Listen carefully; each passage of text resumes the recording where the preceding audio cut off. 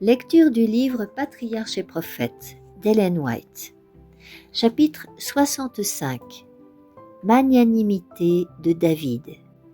Après l'affreux carnage des prêtres perpétré par Saül, l'un des fils d'Achimélec, fils d'Ahitub, nommé Abiathar, s'échappa et se réfugia auprès de David.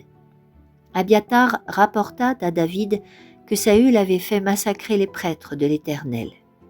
David répondit à Abiathar : « J'ai bien compris, ce jour-là, lorsque Doeg, l'Édomite, était présent, qu'il ne manquerait pas d'informer Saül. C'est moi qui suis cause de la mort de toute la famille de ton père. Reste avec moi, ne crains rien. Celui qui attend à ma vie attend à la tienne. Tu seras bien gardé auprès de moi. » Toujours pourchassé par le roi, David ne trouvait de repos ni de sécurité nulle part. Il n'était pas même en sécurité dans la ville de Keïda, que sa brave troupe avait sauvée de la main des Philistins. De Keïda, ils se rendirent au désert de Ziph. David eut là une grande joie, à un moment où les rayons du soleil étaient rares sur son sentier. Ce fut une visite inattendue de Jonathan, qui avait appris le lieu de son refuge. Les deux amis passèrent ensemble des heures inoubliables. Après s'être raconté leurs mutuelles épreuves, Jonathan encouragea David par ces paroles. « Ne crains point, car la main de Saül, mon père, ne t'atteindra pas. Tu régneras sur Israël, et moi je serai le second auprès de toi.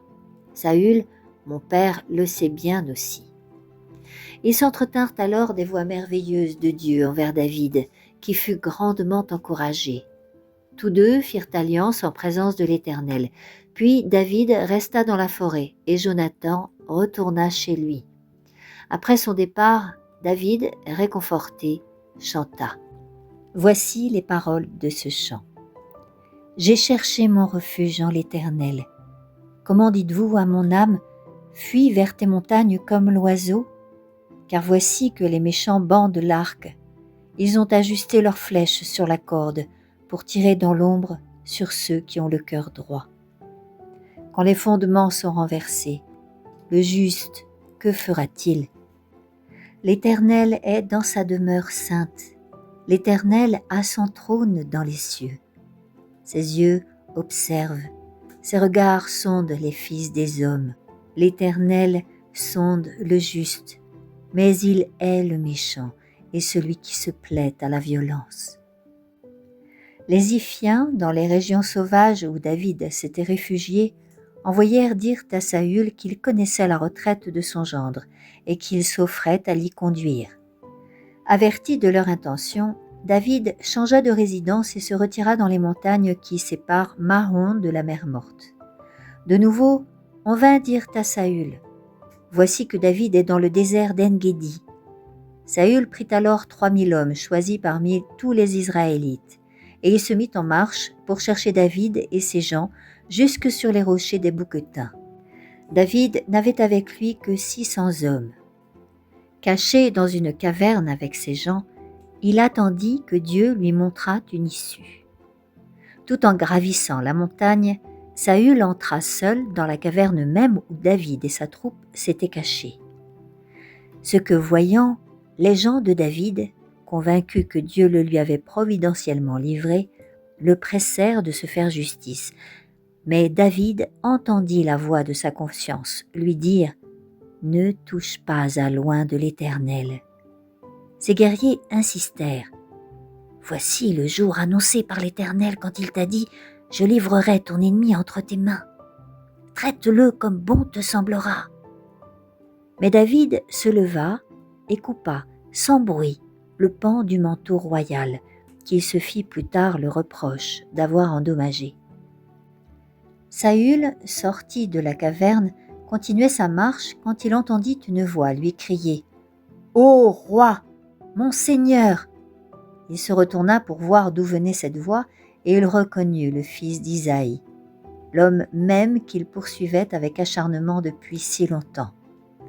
S'inclinant profondément en sujet respectueux, David lui dit « Pourquoi écoutes-tu les propos de ceux qui disent « David cherche à te faire du mal ».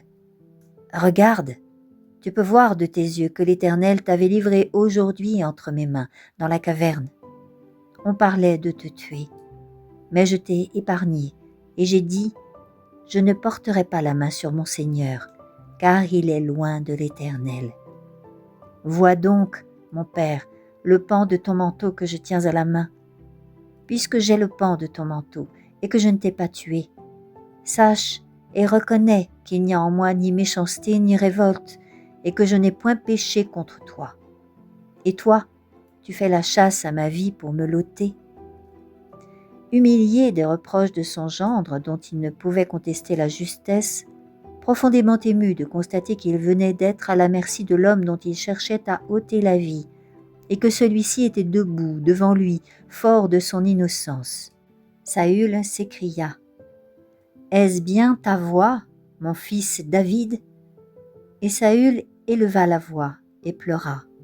Il dit à David « Tu es plus juste que moi, car tu m'as rendu le bien pour le mal que je t'ai fait.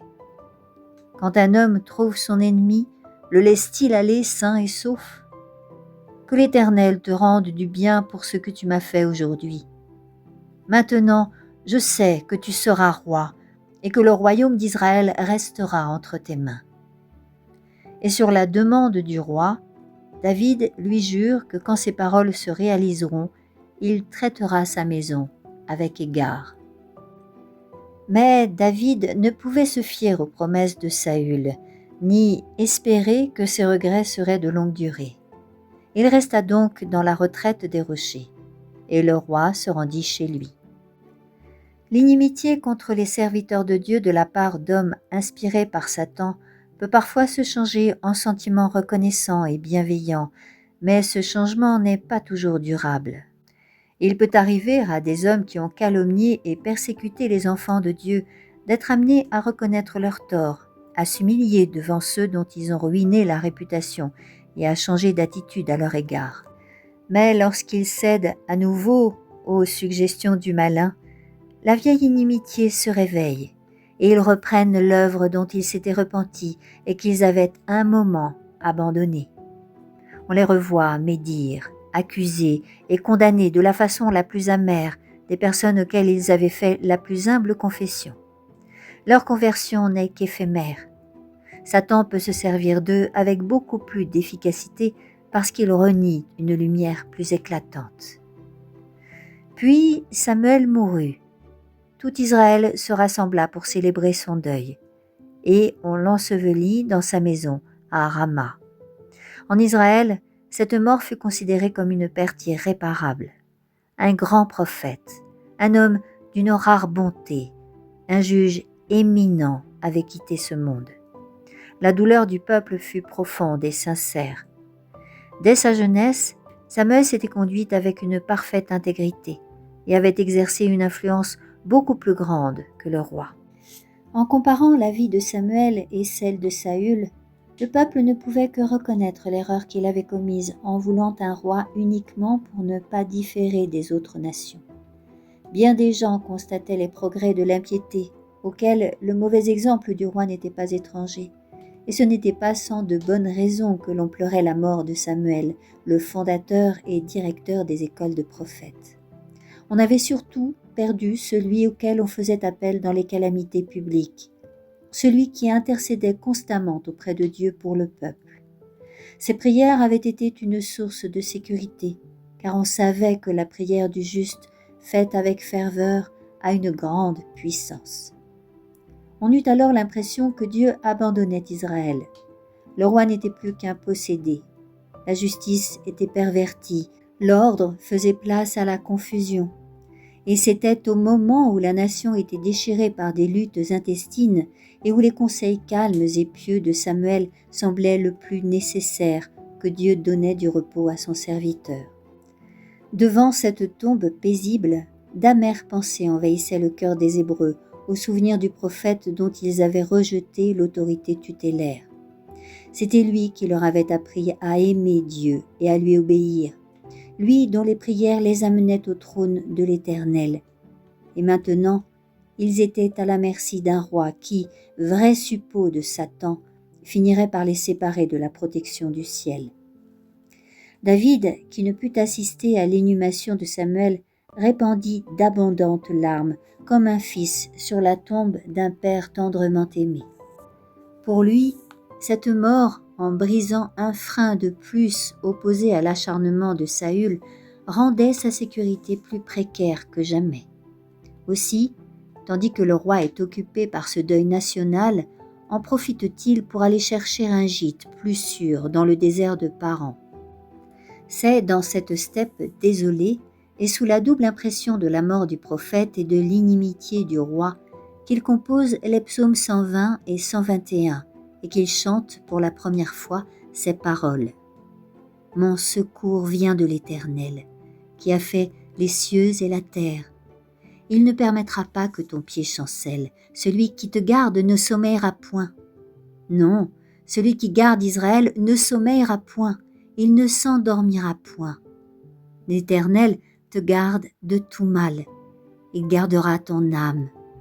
L'Éternel veillera sur ton départ comme sur ton arrivée, dès maintenant et à toujours. » Je t'invite à la suite de ce chapitre, intitulé Magnanimité de David, dans le prochain audio.